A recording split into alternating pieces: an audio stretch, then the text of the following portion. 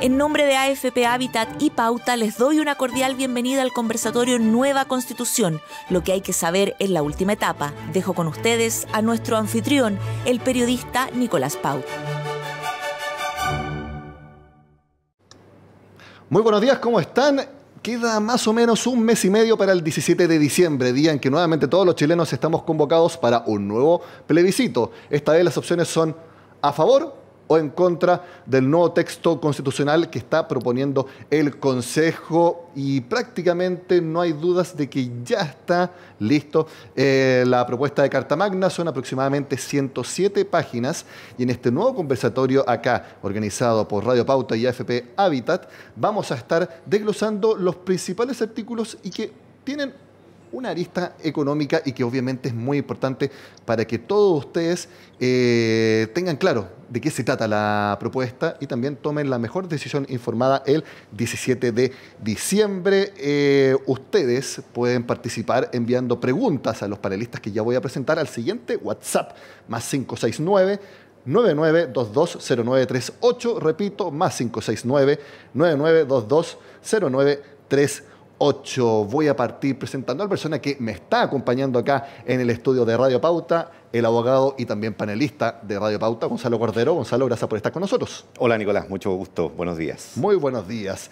Quiero invitar también a quienes nos van a estar acompañando online.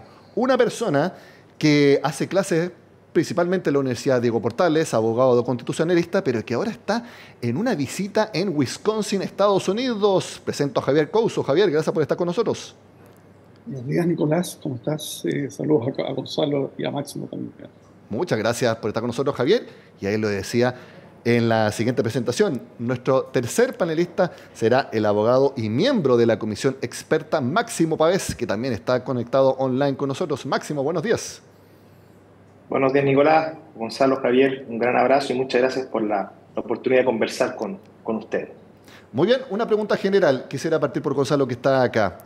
A una vista, a grosso modo, el texto ya está, no hay más opciones de cambio, porque parece que los árbitros que estaban ahí a la espera ya ni siquiera fueron convocados. No, yo diría que el texto está ya, en lo sustantivo ya está, y sabemos cuál es el texto finalmente, digamos, en lo muy sustancial. O sea, el margen ya a esta altura es mínimo de cambio. Y es interesante lo que tú marcas respecto de los árbitros, porque cuando uno mira este procedimiento constitucional, uno se da cuenta que aquí se buscó que no se repitieran los errores que se habían cometido en la convención. Y para eso se tomaron una serie de resguardos.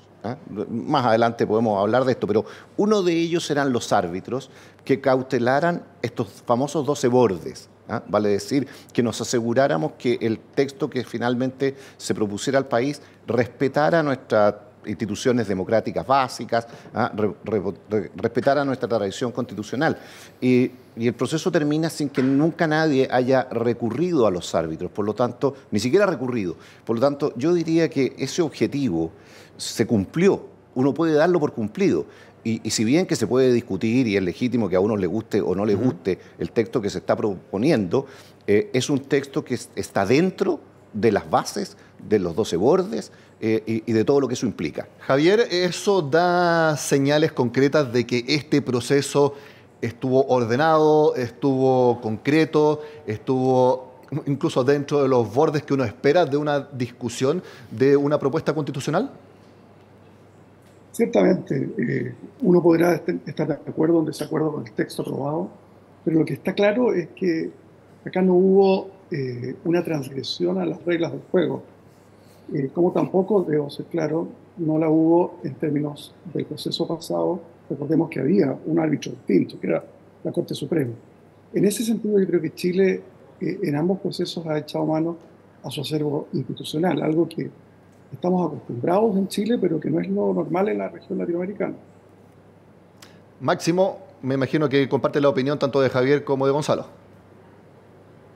Tengo un matiz con el profesor Couso. La verdad es que respecto al proceso pasado internamente, porque aquí habían dos árbitros.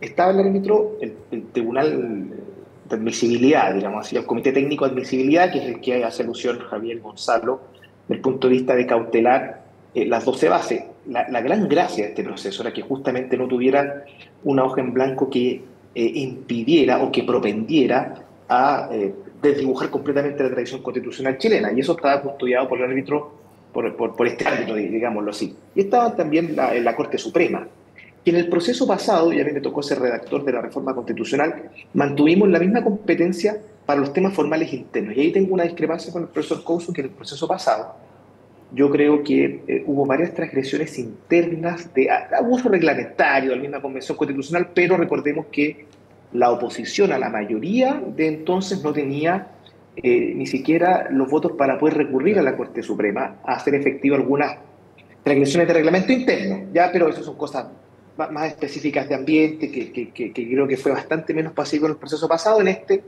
salvo un reclamo a la Corte Suprema por el tema de los capítulos de seguridad, creo que estuvo completamente dentro de las reglas del juego todo. Muy bien, vamos de lleno al texto actual. Antes les quiero contar que AFP Habitat los invita a todos al tercer Encuentro Internacional de Innovación y Emprendimiento de Emprende tu Mente, donde estaremos participando con Piensa en Grandes para impulsar la economía plateada, es decir, de las personas de mayor edad, aunque ya mayor edad estamos hablando de más de 60 años, ¿verdad? Personas jóvenes, y emprendimientos que mejoren la calidad de vida de las personas mayores. Por lo tanto, no faltes este 16 y 17 de noviembre en Parque Bicentenario, en Vitacura.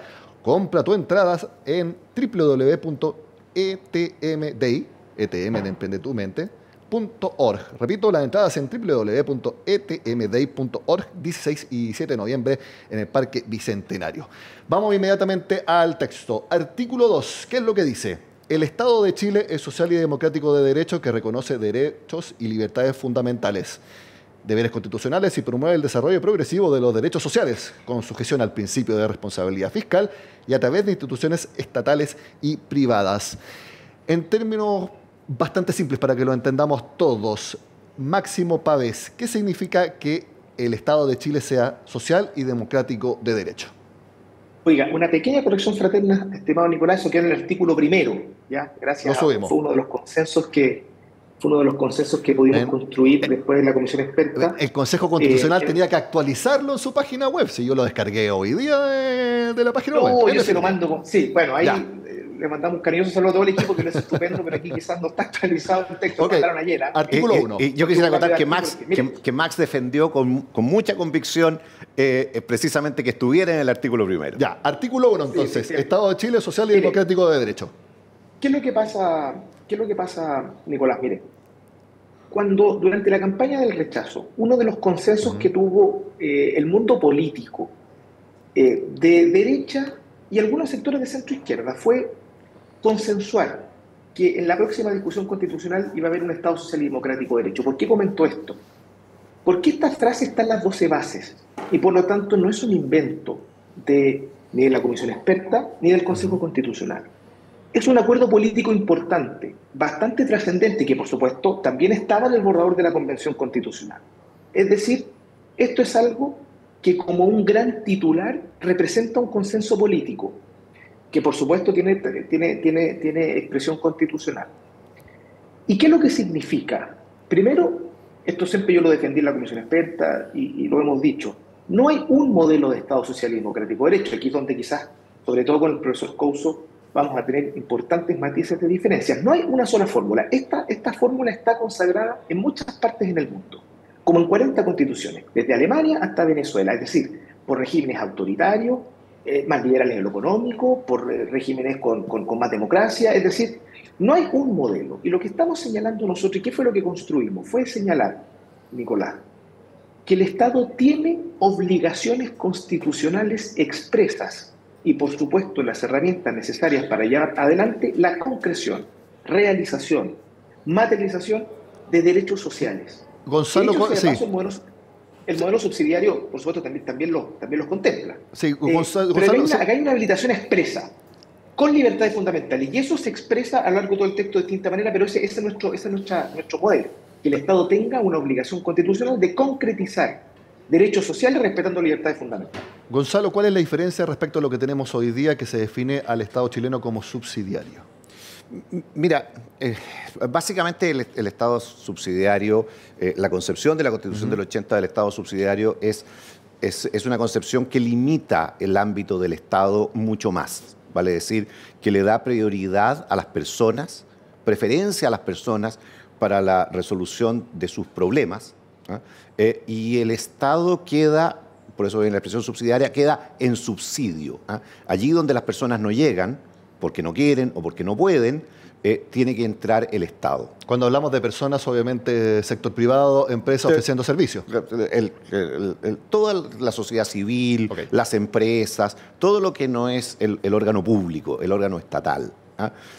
Hoy día, al incorporar el Estado social y democrático de derecho, lo que se está haciendo es poner, en cierto sentido, en un mayor nivel de equivalencia, ¿ah? El rol del Estado, la iniciativa del Estado con la iniciativa de los privados. Pero, como bien decía Max, se hace de una forma en la cual este mayor rol del Estado no puede amagar, no puede asfixiar la iniciativa particular, la libertad de los particulares para proveerse distintas soluciones. Javier, en términos concretos, entonces vamos a ver una mayor injerencia del Estado de manera fáctica en las necesidades que tengamos todos los chilenos respecto a lo que tenemos actualmente. A ver, yo creo que luego de proclamarse el Estado Social de Derecho, a la hora de ir a las reglas constitucionales, se profundiza una situación que es poco común en el derecho comparado, que es ponerle muchas trabas a la acción del Estado en la economía. Voy a poner un ejemplo. La idea de que para que haya una empresa del Estado se requiere una ley de quórum agravado. Esto es más que una ley normal. No existe ninguna otra constitución que yo conozca, incluso aquellas que no proclaman solemnemente ser Estado Social de Derecho. Yo creo que más que un consenso, lo que tenemos es hay un consenso en el rótulo, en la nomenclatura, pero hay enormes disensos en cuál es el sentido. Y yo creo que esa ambigüedad de declarar solemnemente el Estado Social de Derecho, pero al entrar a las reglas, después de este gran principio, ver normas que no se encuentran en nuestros órdenes constitucionales, que, insisto, ni siquiera aquellos que no declaran ser Estado Social de Derecho le ponen trabas al Estado para, por ejemplo, crear un ente estatal. Y una vez creado, que tenga que actuar en igualdad de condiciones con el sector privado.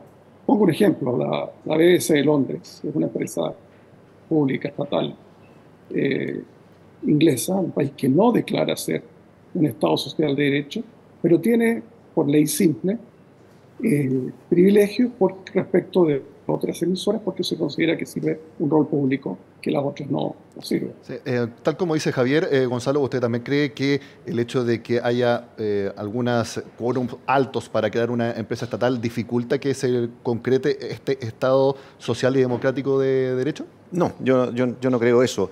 Desde luego todo el sistema constitucional que se está proponiendo establece en general quórums razonables. ¿Ah? No, aquí no estamos hablando de quórums mayoritarios excesivamente altos. Y por otro lado, a mí me parece que las constituciones tienen que hacerse cargo en cada sociedad, de la cultura de la sociedad, de la tradición de la sociedad, ¿ah? de sus valores. No existe una constitución homogénea, universal. ¿Ah? Si existiera una constitución neutra en términos valóricos políticos, me refiero, o una constitución que se pudiera homologar, digamos, como ideal, universal, bueno, le encargaríamos al ChatGPT que la hiciera. ¿Ah? Y en ese sentido yo creo que la propuesta, en términos generales, la propuesta acoge bien cómo se ha ido moldeando la sociedad chilena. ¿Ah? Y yo creo que la sociedad chilena hoy día tiene un acuerdo mayoritario, vamos a ver cómo se expresa en el plebiscito, pero yo creo que hay un acuerdo mayoritario que es político-cultural, en el sentido de que la economía es una actividad más bien propia, por regla general, del sector privado, y que el Estado, cuando participa en ella, lo hace en forma más bien excepcional y cuando hay razones que lo justifiquen. Que exista hoy día la declaración de un Estado Social de Derecho, a mi juicio, favorece la argumentación cada vez que el Estado quiera emprender una actividad económica. Tiene un respaldo constitucional para hacerlo. pero evidentemente queda entregado a la discusión legislativa, si se justifica o no. Máximo, para cerrar este punto, aquí lo que se trata de reforzar es que las personas tengan la posibilidad de elegir, o al menos que haya facilidades para, en una determinada necesidad o servicio, haya más opciones, que no esté solamente el sector privado o no esté solamente el sector estatal? Es una buena forma de plantearlo así, desde el punto de vista de una oferta amplia. Pero por supuesto que es más profundo que eso. Mira, el comentario, el Estado subsidiario en la Constitución vigente no tiene una consagración expresa, ¿ya? Uno lo desprende de manera bastante clara. Yo no estoy eludiendo que exista el Estado subsidiario, pero no hay una declaración de el Estado de Chile subsidiario. Ahora hay una declaración. Y nosotros discutimos que no dijera Chile es un Estado, sino que Chile se organiza en un Estado, porque Chile es mucho más que un Estado, ¿ya? Lo segundo es que este Estado social democrático de derecho y la subsidiariedad no tiene solamente una dimensión económica, y esto es algo que mis distinguidos contradictores del mundo de la izquierda, no me refiero en este caso a Javier, sino que a lo que me tocó vivir en la Comisión Experta, creen que la subsidiariedad solamente tiene una importancia en el orden económico. No es así. En materia de cultura, en materia de educación, en materia de, en fin, iniciativas vecinales. Esa dimensión de la subsidiariedad, que es la iniciativa privada, no solamente económica, sino que social en general, está resguardada y está bien resguardada. Por eso es que nosotros decimos, y yo siempre lo he señalado, este es un Estado social democrático de derecho que respeta derechos y libertades fundamentales. Yo creo que no hay ninguna traba previa, de hecho, como bien lo señalaba Gonzalo Cordero, este texto cumple un anhelo importante del mundo de la centroizquierda chilena, y es bajar los quórums. Los quórums para regular los derechos van a ser en general, salvo los temas electorales, de mayoría absoluta. Se terminan los quórums orgánicos constitucionales y por lo tanto acá se puede desplegar con mucho mejor eficacia el Estado, el legislador democrático, que eso es lo que evidentemente a nosotros nos interesa resguardar. Dentro de ello, por supuesto, la idea de que las personas puedan elegir, donde tuvimos diferencias con el mundo de la izquierda. Hay un mundo de la izquierda que considera que el Estado social de derecho no debiera ser compatible con la posibilidad de elegir, por ejemplo, dónde va tu cotización previsional. Por ejemplo, quién administra los fondos de pensiones. Y ahí tuvimos una diferencia. Creemos que el Estado social tiene que generar condiciones y una obligación para asegurar derechos sin que eso signifique asfixiar, totalizar, monopolizar. Y ahí es donde nosotros tuvimos diferencias importantes cuando había que hacer una bajada. Y en ese sentido yo creo que lo que mencionas tú, Nicolás, y termino, como los elementos de libertad de elección son decisivos para entender que un Estado social de derecho es completamente compatible con ciertas libertades fundamentales mínimas que han sido proclamadas ampliamente por la ciudadanía, en la opinión pública y también en las instancias electorales. Ahora inmediatamente vamos a hablar de seguridad social, porque estamos en el conversatorio de AFP Habitat y Radio Pauta, Nueva Constitución, lo que hay que saber en esta última etapa. Les recuerdo que ustedes pueden participar, hagan sus preguntas al WhatsApp más 569-9922-0938. Repito, más 569-9922-0938. Atentos a lo que voy a leerles. Cada persona tendrá propiedad sobre sus cotizaciones previsionales para la vejez y los ahorros generados por estas, y tendrá el derecho a elegir libremente la institución estatal o privada que los administre e invierta. En ningún caso podrán ser expropiados o apropiados por el Estado a través de mecanismo alguno. Javier Couso, libertad de elección estatal o privada para las cotizaciones previsionales, ¿refleja bien un Estado social de derecho y lo que está buscando la ciudadanía nacional? A ver, quisiera primero referirme a algo que planteó Gonzalo respecto de la tradición constitucional chilena. La tradición constitucional chilena no partió el año 80 o el año 73, partió mucho antes. Tan importante es eso que el quórum, volviendo al tema de la necesidad de ley para establecer una empresa estatal, de ley con quórum agravado, con quórum calificado. Eso no fue así en la tradición constitucional chilena, como ningún otro país del mundo que yo conozca. Entonces no es que Chile tenga una cultura particularmente anti-Estado, es una cosa que surgió por los excesos que hubo en la Unidad Popular respecto de un exceso de Estado. Hubo esta reacción con la Constitución del 80. Entonces, creo importante dejar eso establecido. Volviendo a las cuestiones que se plantean ahora respecto a la propiedad privada. sobre las cotizaciones. Esto es algo en que el proyecto que se presenta ahora profundiza algo que tampoco existe en ninguna constitución que yo conozca en el mundo. Tenga o no Estado Social de Derecho. Por eso insisto que detrás del rótulo Estado Social de Derecho hay muchos disensos. Los países que tienen este exigente principio, que es un principio basado en la solidaridad, no hay nada menos solidario que decir la cotización solo es para mí y para mi familia y es heredable. Es algo legítimo, algo que podría discutirse como política pública en una ley. Pero esta es una opción que rigidiza constitucionalmente, plasma de una manera difícil de cambiar. Ese es el sentido de las constituciones. Por eso que va a tener 3/5 como quórum de reemplazo esta constitución. Yo creo que es muy difícil señalar que esto sea algo que genera consenso en Chile. A juicio suyo, Javier, ¿esto constitucionaliza las AFP? Un lema que se ha dicho bastante en esta discusión. Da lo mismo el nombre, puede que se llame de otra manera, pero establece un derecho constitucional que no se conoce en ningún país del mundo, que ni siquiera la actual constitución lo tiene, a elegir que haya un sistema estatal o privado que maneje cotizaciones sobre las cuales se tiene propiedad privada. Algo, insisto, legítimo como idea de política pública, pero constitucionalmente insólito. En orden, le voy a preguntar su opinión a Gonzalo y después a Máximo. Gonzalo. Sí, quisiera hacer una pequeña contraacotación a la que hizo Javier. Yo, cuando me refiero a la tradición constitucional chilena, es evidente que cada vez que se hace una nueva norma jurídica, la norma introduce innovaciones, ¿ah? Porque la tradición no significa que estemos estáticos. Y obviamente, en cada nueva ley, en cada nueva constitución, uno va a encontrar normas que no estaban antes. El punto es si esas nuevas normas contradicen frontalmente, rompen con una cierta tendencia, con un cierto orden constitucional. Yo creo que a eso es a lo que llamamos tradición constitucional, para decirlo en términos simples, ¿ah? Y a eso me refería yo, que no hay en este texto normas que contradigan frontalmente, gravemente. Hay una evolución, evidentemente que sí. Ahora, respecto del tema de la seguridad social, de nuevo, yo creo que las normas tienen que ajustarse a la realidad de cada país, a la realidad que cada país ha vivido. Los chilenos en los últimos años, en las últimas décadas, creo yo, y así lo muestran los estudios de opinión pública, valoran crecientemente la propiedad sobre sus cotizaciones. Es un tema que no es solo un tema valorado, es un tema discutido. Y ese tema discutido, en el fondo, lo que la Constitución está haciendo una opción, creo yo, es marcar una línea en contra de convertir las cotizaciones previsionales en un tributo.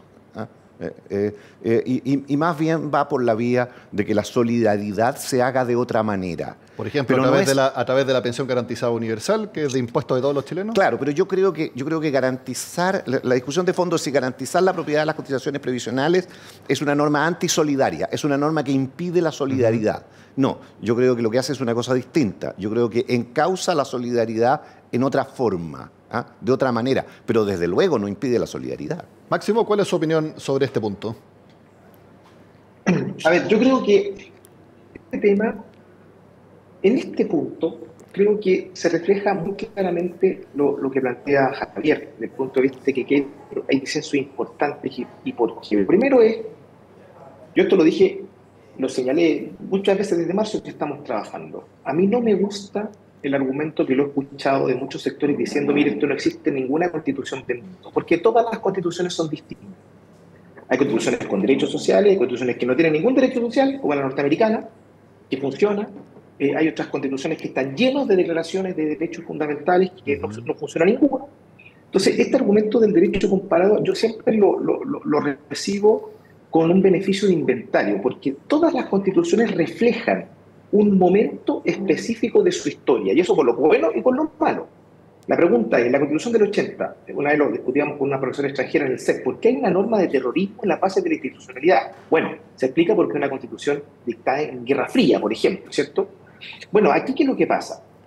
Esta norma, que dicho sea de paso, tiene en lo grueso bastante similitud de la seguridad social con la Constitución vigente. Se le agregó, primero porque había una iniciativa popular de norma, y en una materia que ha sido ampliamente afirmada en la opinión pública, en las elecciones, en las encuestas, con movimientos ciudadanos que señalan que la seguridad social no es incompatible y la solidaridad no es incompatible con que los ahorros previsionales sean de cargo del trabajador. Quiero recordar que el actual gobierno del presidente Boric, en el año pasado, ingresó una reforma constitucional, producto de un acuerdo que después no se materializó, para asegurar este propósito. Es un consenso amplísimo. Y las personas han tomado conciencia, a propósito de los retiros y de otras cosas, que el ahorro previsional es de las personas. Sí. Y eso no es incompatible con que el Estado pueda asegurar de otra manera, por ejemplo con la PGU, por ejemplo con otra dinámica de impuestos generales, poder solidarizar elementos de la seguridad social. ¿Qué es lo que se quiere evitar con esta norma, estimado Nicolás? ¿Qué pasa lo que ha pasado en otros países? Como en Argentina, lo que se pretendía en Bolivia, que en algún minuto el Estado diga, mire, ¿sabe qué? Que lo que tenía, algunos visos tenían el proyecto del presidente Boric también, miren, nosotros tenemos que hacer seguridad social a partir de los ahorros de los trabajadores. Y en el futuro, esperemos que la plata esté para devolverlo a los que hoy día estaríamos con entonces, creemos que eso es lo que se busca. Eso se resguardaría con la parte en que se señala en ningún caso podrán ser expropiados o apropiados por el Estado a través de mecanismo alguno.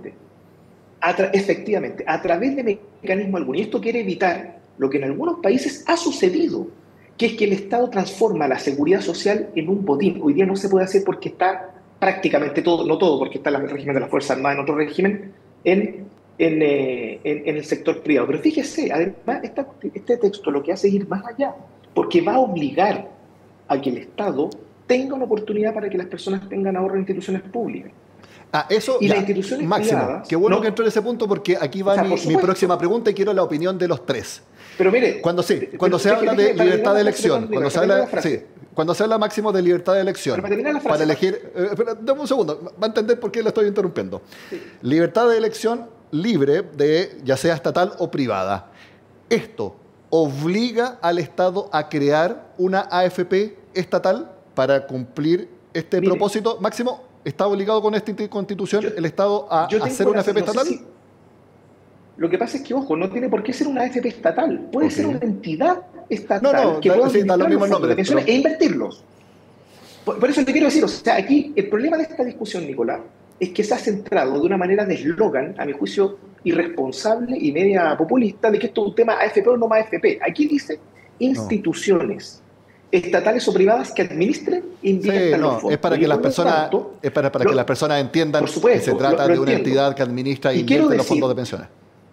Y quiero decir, a propósito de lo que plantea Javier Couso, que yo quiero recordar que esta como traba del Estado empresario que él advierte, en Chile nunca se ha enviado un proyecto de ley para crear una empresa pública desde el año 1980, salvo la FP estatal de la presidenta Bachelet.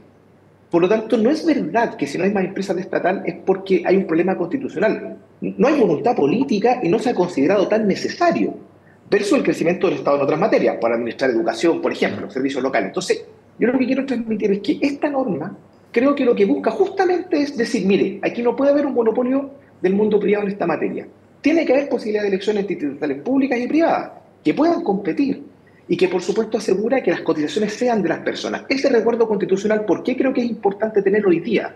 Por las discusiones que hemos tenido, por el problema que tuvimos con los retiros, Máximo, por la circunstancia de que la reforma actual no pone en entredicho. Entonces, esto responde, y termino, a una norma que es propia del tiempo social y político que discute Chile en esta materia. Sí. Máximo nombró varias veces a Javier Couso, le doy la palabra ahora, y también su opinión de que con esto entonces el Estado va a tener que crear sí o sí un ente estatal que administre e invierta los fondos de pensiones porque está mandatado por la Constitución. A ver, primero una reflexión general, porque se han dicho muchas cosas. Gonzalo hablaba que la solidaridad se tiene que ir se hace de otra manera, no por vía de cotización. Pero lo que vemos es que el proyecto es bastante hostil a los impuestos. Vamos a hablar de las contribuciones de bienes raíces. Sí. Entonces, hay que recordar que la combinación es muy compleja. Por una parte, se quita todo elemento de solidaridad a nivel de lo que son cotizaciones, que es la manera como en buena parte del mundo desarrollado se realiza el elemento de solidaridad. Pero por la otra parte se bajan constitucionalmente impuestos. Entonces, Gonzalo tiene razón que la ley tiene que adecuarse a los cambios de la sociedad. Las constituciones que aspiran a gobernar países por décadas tienen que tratar de ser un poquito más prudentes, creo yo, en ese sentido. Me parece a mí que la idea de crear porque hoy día hay un cierto ambiente, digamos, de propiedad sobre los retiros o miedos, esos miedos que planteaba Máximo sobre lo que ocurre en la región latinoamericana, a mí me parece que no pueden llevar a una norma que en la práctica incluso desordena el sistema de reparto de las Fuerzas Armadas. Ustedes saben que los oficiales y suboficiales cotizan para Capelena, Preca, etc. Hoy, de aprobarse esta constitución, va a tener que revisarse aquello. Porque hoy día, si fallece un oficial o un suboficial antes de jubilar, lo que ha cotizado va al sistema de reparto de Capelena y Preca.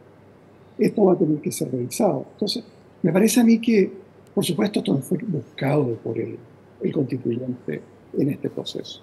Yo creo que fue un error, pero habla de una profundización, de una manera de entender la economía y el Estado, y el rol de la sociedad, el Estado, los privados, muy legítima, pero que creo que en Chile no suscita un consenso constitucional. Bueno, me parece que también cuando se habla de salud, la libertad de elección también entre el Estado y el sector privado es más o menos similar en la discusión en cuanto a los fondos de pensiones, así que más o menos los argumentos van a estar más o menos por el mismo lado. Quiero pasar al tema contribuciones, porque ha sido muy polémico, muy debatido. Aquí yo creo que no hay consenso respecto a si tienen o no que estar, porque la pregunta es, a ver, ¿a quién le gusta pagar impuestos? A nadie le gusta pagar impuestos. El punto es que no podemos dejar de pagar impuestos generalmente, porque si no, el Estado no tiene recursos y no se pueden hacer políticas públicas, etc. Pero quiero leerles la propuesta que está. Dice así. Ya no voy a decir artículo, ni letra, ni nada, porque puede haber cambiado, entonces, para que no me rete Máximo Páez. No, por favor. En general, ¿qué es lo que dice? Que el inmueble destinado a la vivienda principal del propietario de su familia estará exento de toda contribución e impuesto territorial. La ley va a determinar la forma en que se haga efectivo este derecho. Gonzalo Cordero, esto fue votado y aprobado en la primera instancia por el Pleno del Consejo.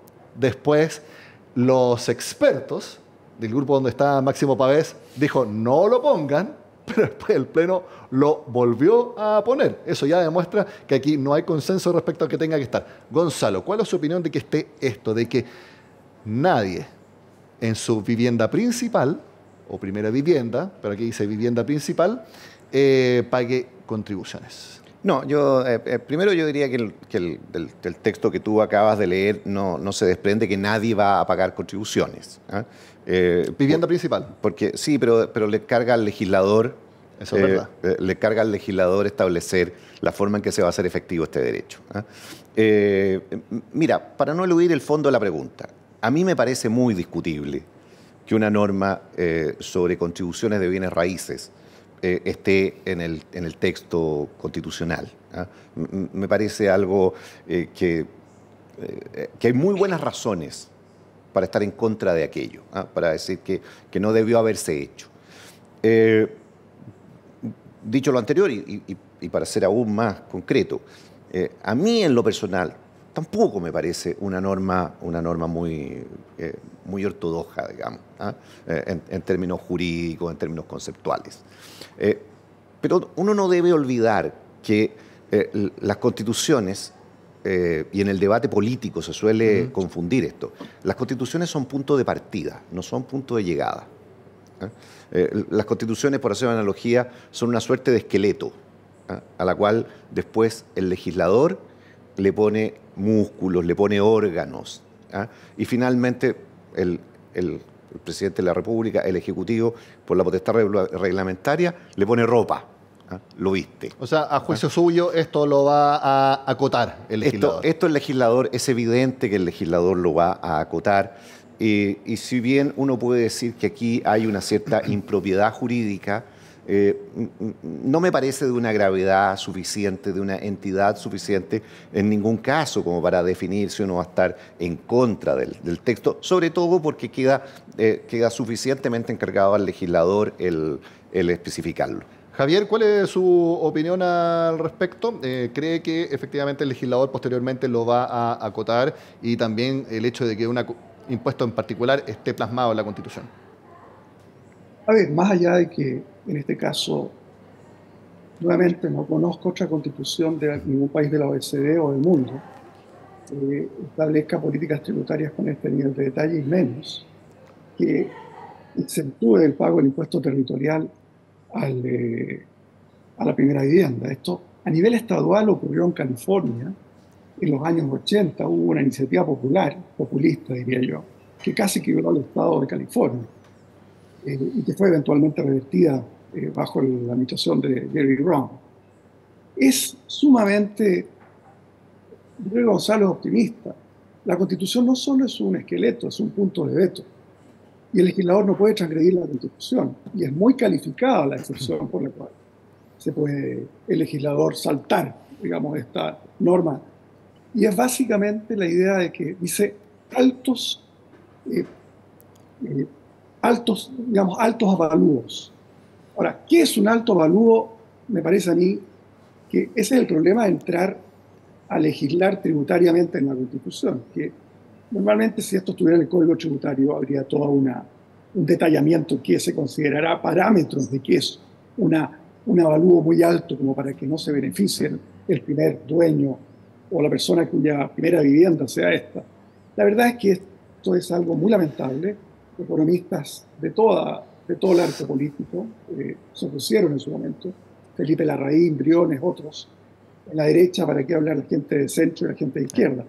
Pero francamente es un despropósito. Creo que la comisión experta hizo su trabajo, pero no entiendo bien por qué la tenemos en este texto si es que la derecha tradicional en general se oponía. Sí, entiendo que es una idea republicana, ¿no? Sí, quiero al tiro le doy la palabra a Máximo Pavés, pero también para que después comente Gonzalo y Javier, porque personalmente he escuchado dos argumentos fuertes, obviamente hay opiniones de distinto tipo, pero dos argumentos fuertes respecto a incluir las contribuciones. Una la dio Luis Silva del Partido Republicano, que dijo, no es que queramos que las personas que tienen más dinero no paguen impuestos, sino que lo que no queremos es que por no pagar contribuciones una persona pierda su casa, para así resguardar el derecho a la vivienda. Ese por lo menos es un argumento que ha dado. Pero por el otro lado, muchos dicen que esto es un argumento de campaña política del Partido Republicano, eventualmente para una candidatura presidencial de José Antonio Kast. He visto esas dos opciones y quiero preguntarles a ustedes, los panelistas que nos acompañan, ¿qué opinan? ¿Cuál de las dos es? Máximo Pavés. Sí, yo no alcancé a responder la anterior respecto al tema mismo de las contribuciones. Quisiera, si es posible, poder abordarlo y te respondo al final. Por supuesto. Mira, yo estoy de acuerdo con Gonzalo Cordero y por supuesto también con Javier en la lógica de que yo personalmente no habría puesto esta norma en la Constitución. Ya están todos de acuerdo en eso. Aquí sí que tenemos consenso. Por distintas razones. Tenemos acuerdo, tenemos consenso. Ahora, pero para hacer un matiz, pero por un matiz distinto quizás que planteó Javier. De partida, las exenciones a las contribuciones existen y están en la ley. O sea, se discutió a propósito de la pertinencia constitucional de esta norma, cuántas efectivamente casas en Chile hay muchísimas personas que están exentas del pago de contribuciones en muchos sectores. Y dicho, el gobierno, yo como subsecretario del presidente Piñera recordaré que incorporamos a través de una ley de presupuesto en su minuto, después de otra norma, que los adultos mayores no pagaran contribuciones, y por lo tanto esto no es un debate. Yo quiero decir que aquí el debate es si esto tiene que estar en la Constitución o no. Yo regar vestiduras por las contribuciones me parece que, yo sé que nadie lo ha hecho acá, pero no corresponde porque eso existe, ¿ya? La pregunta es si tiene que estar en la Constitución. Yo creo que la norma quedó mejor de como estaba en el Consejo. Eso sin duda, yo voté a favor de su eliminación. Ojo que en la comisión experta hay varios que votaron a favor sabiendo que esto es, o sea, por eliminarla, sabiendo que se iba a ir una mixta. Ya no hubo un acuerdo que la comisión experta, uno pueda decir, mire, la comisión experta no quiere esta norma acá, no fue así. Ahora, lo que sí yo estoy, el punto que me ha ido a mí persuadiendo de esta discusión es que esta norma abrió un debate muy importante, Nicolás, que es Esta norma, fíjese usted que no está en la parte de tributos, sino que está en la parte del derecho a la vivienda, artículo 1629. Bueno, esa es la pregunta Y por lo tanto, que yo le había hecho, entonces busca, ahí está. claro, y la reflexión que hay detrás de esto, que es muy importante, es por qué. Si yo soy dueño de un inmueble, o porque está hipotecado, se lo estoy pagando a un banco, porque de hecho lo terminé de pagar, ¿por qué tengo que hacer? ¿Por qué tengo que? Esto pareciera que el impuesto territorial es como un impuesto perpetuo, es como un arrendo perpetuo al Estado. Y eso es de dudosa justicia, Nicolás. A mí no me gusta la norma por la pertinencia constitucional, no me gusta porque puede generar un efecto en materia de financiamiento municipal, pero yo sí valoro que esta norma haya generado una reflexión, que es decir, porque como está diseñada, a mí no me gusta, pero no está mal diseñada, porque al final lo deriva el legislador, tal como dijo Gonzalo, y habla de que las excepciones, a la exención va a estar dispuesta en la ley, considerando el alto valor fiscal, el ingreso del contribuyente, o sea, esto. Pero lo que hay detrás es que constitucionalmente, con ocasión de asegurar el derecho a la vivienda, usted no pueda perder su casa, no porque no se la debe al dueño anterior, sino porque no le paga un impuesto al Estado. Me parece que ese debate es completamente legítimo y no creo que sea tanto motivo de escándalo como algunos sectores lo han debatido. Nos queda, me parece que sí, nos quedan reflexión. En este derecho me parece que es pertinente. Nos quedan más o menos unos 10 minutos, así que les voy a pedir a todos que sean bien concisos en su respuesta. Hay récord de asistencia a este conversatorio. Ha estado muy entretenido. Eso. Pero tenemos que responder algunas Muy dudas bien. que están llegando por el WhatsApp, ¿ya? Así que les pido que todos estén atentos y todos respondan, pero de manera breve, por favor. Pero yo te pido clemencia, los tres tenemos formación de abogado. Muy bien. Pregunta desde el WhatsApp. Sí, Esto de ser breve. Pero no, por eso tengo que ser es muy insistente. difícil. Ya. Pregunta que llega desde WhatsApp. Le agradezco a las personas que nos están enviando. ¿Qué pasaría si esta propuesta se rechaza? ¿Puede haber nuevas modificaciones o un tercer intento? Gonzalo, rápidamente. Muchas cosas son posibles. En mi opinión, no debiera.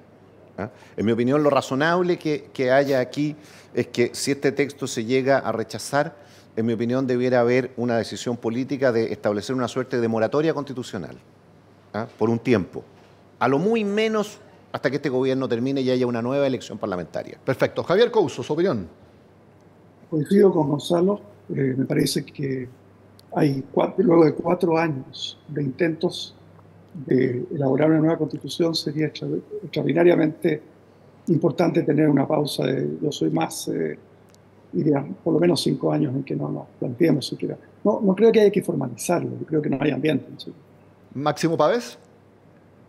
Bueno, a la pregunta, ¿es posible otro camino? Bueno, Gonzalo lo advierte, voy a reforzar ese punto. Constitucional y reglamentariamente siempre es posible. Van a haber intentos. No hay ninguna posibilidad que ni el gobierno ni los partidos controlen a cada uno de los parlamentarios que podrían sugerir de distintas maneras volver a una discusión.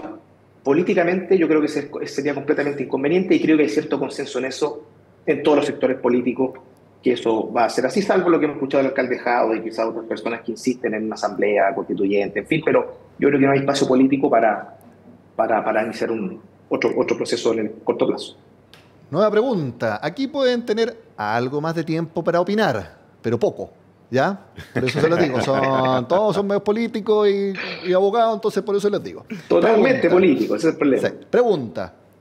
¿Realmente mejorará la administración del país y la calidad de vida con la nueva propuesta constitucional? ¿Qué ejemplos concretos pueden entregar para validar su opinión? Gonzalo. Las constituciones crean condiciones para que los países progresen o para que no lo hagan.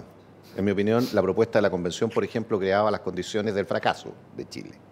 Esta Constitución, en cambio, esta propuesta, a mi juicio, crea condiciones para que el progreso sea posible. ¿Cómo qué? Me parece a mí que establece un sistema democrático bastante impecable dentro de estándares internacionales. Me parece que se establece un orden público económico, ya que estamos en un programa que pone énfasis en eso, también muy razonable y muy positivo. Me parece una separación, establece separación de poderes que garantiza también la libertad individual, los derechos de las personas. Y una cosa que es muy importante, porque creo que hoy día está muy mal en Chile, que es la regulación del sistema político. Creo que este texto lo mejora considerablemente. y creo que el sistema político le está generando al país problemas graves. ¿El hecho de que se necesite al menos 5% de los votos para estar como partido? El hecho de que establece un sistema que le pone trabas a los parlamentarios de un 1%, le pone trabas a la fragmentación. Y por lo tanto, el problema, creo yo, no es que los gobiernos tengan que tener mayoría en el Congreso. No, el problema no es ese. El problema es que cuando los gobiernos tengan minoría en el Congreso, la mayoría sea una mayoría moderada que tenga capacidad de entenderse con el gobierno, cualquiera sean los signos. Como tienen más tiempo, vamos a repetir la pregunta para que las personas que nos están viendo la recuerden. ¿Realmente mejorará la administración del país y la calidad de vida con la nueva propuesta constitucional? ¿Qué ejemplos concretos pueden entregar? Javier Couso, desde Estados Unidos, ¿qué opina? A ver, yo tengo la impresión de que esta constitución es demasiado farragosa, una de las más largas del mundo en términos de palabras, muy programática. La extensión tiene que ver con lo programático, que entra en detalles que no debería, y la mejora de la calidad de vida de las personas, por supuesto, como dice Gonzalo, coincido con él en eso, no depende solo de la Constitución, pero la Constitución puede crear condiciones. Yo creo que en el sistema político se avanzaron en algunas cuestiones, pero menos de lo que se piensa. ¿Por qué era mala la fragmentación?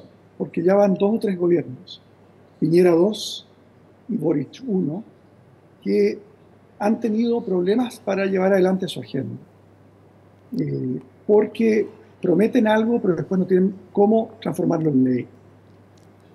Lo complicado de una constitución que tiene contradicciones, que es ambigua, que establece el Estado social, lo proclama, pero que las reglas deja todo entregado a la solidaridad que se transmite por impuestos, pero después pone trabas para crear impuestos, me parece a mí que va a judicializar mucho el país. Una cosa que no alcanzamos a hablar es que se repuso el control preventivo de fondo, sustantivo. Eso es una receta para que cada ley que se plantee, la poca fragmentación que se logre gracias a las medidas que se tomaron, van a encontrar un nuevo punto de veto con el Tribunal Constitucional en la fase preventiva, esta tercera cámara que se repuso. Eso no. Que no es poco, que no es algo tan habitual. La comisión experta había dejado el control preventivo solo para cuestiones de quórum, de competencias, pero ahora se entra, yo creo que va a ser muy difícil. O sea, no es catastrófico, es una constitución muy programática y muy cercana, como ha dicho mucha gente, a la ideología muy respetable, pero, digamos, partisana de un grupo en Chile. Perfecto, Javier. Nuevamente reitero la pregunta, que es muy importante. ¿Realmente mejorará la administración del país y la calidad de vida con la nueva propuesta constitucional? ¿Qué ejemplos concretos pueden entregar? El turno es de Máximo Páez. Hay 2 preguntas, Nicolás, en la formulación de la frase, ¿no? Administración del país y calidad de vida. Son 2 cosas. Yo creo que la administración del país harto, porque esta es una constitución que lo que busca, además de poder dotar de cierta mejor gobernabilidad, también moderniza el Estado y bastante, ¿ya? Le pone exigencias importantes para su actuar, para la administración pública. Hay muchas cosas que hacen que el Estado también tenga mayor exigencia. Dicho sea de paso, un derecho nuevo, una garantía que uno puede recurrir ante un tribunal cuando haya un trato poco diferente, cuando haya discriminación en el acceso a prestaciones del Estado. Es bien interesante eso. Respecto de la calidad de vida, hago un matiz. Si la calidad de vida dependiera de lo que está escrito o no en la Constitución, tendríamos que haber sido bastante giles de no habernos dado cuenta hace mucho tiempo que bastaba con modificar el texto y se arreglaban las cosas. ¿Por qué transmito esto? Porque las expectativas hay que medirlas. Por eso yo voy a decir que sí mejora la calidad de vida, porque creo que va a mejorar la calidad de vida de la democracia y a las personas en 2 dimensiones. Uno, que esta es una Constitución que otorga amplias seguridades. No solamente la seguridad pública, que está bastante más resguardada que en el texto de la Convención Constitucional, donde recordemos que incluso se le había quitado a Carabineros de Chile el estatus de policía militar, de policía uniformada. Pero también seguridades personales, que las personas de una vez entiendan, o sea, podamos asegurar, oiga, mire, pase lo que pase, a mí la Constitución me va a asegurar que la plata de mis ahorros es mía, y si me muero es para mis hijos. Eso es una seguridad que también influye en la calidad de vida, como también influye la calidad de vida democrática, que es la gobernabilidad, un sistema político más ordenado. Yo creo que ayuda también la calidad de la vida cívica de nuestro país. Agradezco la claridad, agradezco los argumentos y también la pasión con que nuestros panelistas han respondido a las preguntas que ustedes y también yo he podido formularles acá. Y ahora viene la última pregunta, la pregunta del millón, la pregunta del 17 de diciembre. Antes, les quiero contar que AFP Habitat los invita al tercer encuentro internacional de innovación y emprendimiento de Emprende tu Mente, donde estarán participando con Piensa en Grandes para impulsar la economía plateada y el emprendimiento que mejore la calidad de vida de las personas mayores. No falten este 16 y 17 de noviembre en el Parque Bicentenario en Vitacura. La entrada, ¿dónde la pueden comprar? www.etmday.org. Repito, www.etmday.org, 16 y 17 de noviembre. La pregunta del millón, por supuesto que es, ¿qué van a votar nuestros panelistas de hoy? ¿A favor o en contra? Gonzalo Cordero. A favor. Bueno, yo voy a votar a favor con mucha convicción de que por muchas razones sería muy bueno para el país que se apruebe este texto constitucional. Javier Couso. Lamentablemente yo estaba muy ilusionado con el anteproyecto de la Comisión Experta, que concitó acuerdos después del Partido Republicano, Partido Comunista. Yo creo que esta Constitución profundiza una opción política legítima, pero que pertenece solamente a un sector del país. Cuando Luis Silva señala que la derecha y la centro-derecha se sienten muy cómodas con esta Constitución, refleja que esta Constitución es partisana y lamentablemente tendré que optar por la opción en contra. ¿Y va a venir a votar o va a estar todavía en Estados Unidos? Muy buena pregunta. Chicago es mi alternativa. Y es donde creo que es el consulado más cercano. Perfecto. Porque tiene que cambiarse luego de domicilio electoral, sino para que quede en el padrón. Sí. Bueno, no ahí está. Máximo Pavés, ¿a favor o en contra? Yo voy a votar a favor. Creo que esta es una oportunidad notable para poder cerrar un tema constitucional el cual nunca se termina por cerrar. El perfeccionamiento es permanente. Pero yo quiero decir dos cosas respecto a lo que plantea el profesor Couso. Este diseño del proceso constitucional, cuando el mundo de la izquierda dijo queremos un órgano 100% electo, sabían que había una posibilidad importante que no les fuera bien en esa elección. Y está bien, se otorgó, y por lo tanto creo que este diseño mixto, comisión experta, que genera un camino, un texto, un tono, para que sea complementado con el Consejo Constitucional, por supuesto que tiene la impronta de la elección del 7 de mayo. Pero quiero decir a la gente que nos está escuchando, Radio Pauta, que algo que no se ha dicho. Si uno mira la historia constitucional de la izquierda chilena en los últimos 20 años, sus grandes anhelos están en este texto. No hay quórum orgánicos constitucionales, hay un capítulo de medio ambiente, hay reconocimiento de pueblos originarios, hay Estado social y democrático de derecho, hay despliegue legislativo, hay un tribunal constitucional que, es verdad, Javier tiene razón, se repuso el control preventivo con un quórum altísimo y con votos de la izquierda. Eso fue un acuerdo también en la segunda parte. Por lo tanto, yo creo que es justa la crítica de que este es un texto que tiene una impronta postelectoral del 7 de mayo. Pero no es justa la crítica que sostiene que hay una visión completamente excluida, como si estábamos excluidos nosotros de la Convención Constitucional, en este texto. Creo que gran parte del progresismo constitucional chileno sí puede verse en este texto, no como quisieran, pero sí pueden verse. Y eso para mí es una tranquilidad. Nueva Constitución, lo que hay que saber en esta última etapa. Esperamos haber podido cumplir con ese objetivo que nos hemos propuesto. Le quiero agradecer a nuestros panelistas, Gonzalo Cordero, abogado y panelista de Radio Pauta también. Gracias por estar con nosotros. Muchas gracias, Nicolás. También a Javier Couso desde Estados Unidos, abogado y profesor de la Universidad Diego Portales. Y por lo visto ahí en la ventana de madrugada. Le agradecemos haberse despertado temprano. Que esté muy bien, Javier. Gracias, Nicolás. Que esté muy bien. Saludos de la COP. Y también al abogado... Oiga, pero está perfectamente vestido el profesor, ¿eh? El profesor Couso está completamente vestido, ¿eh? Te quiero decir que está... No. Está madrugándose. Está pero muy académico, muy académico. Y el único con corbata, nos tenía que haber avisado. No, Max está con corbata. No, por favor, pero mire. Los presenciales estuvimos un poco más light. Somos nosotros los que nos chasconeamos aquí. Máximo Pavés, abogado también y miembro de la Comisión Experta. Gracias por acompañarnos.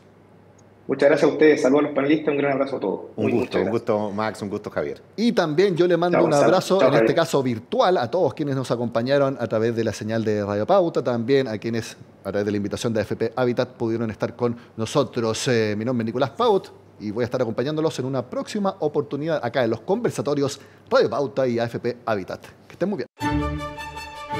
Esto fue una nueva edición de Conversatorios AFP Habitat y Pauta. Agradecemos sinceramente su presencia y los dejamos invitados a nuestro próximo encuentro.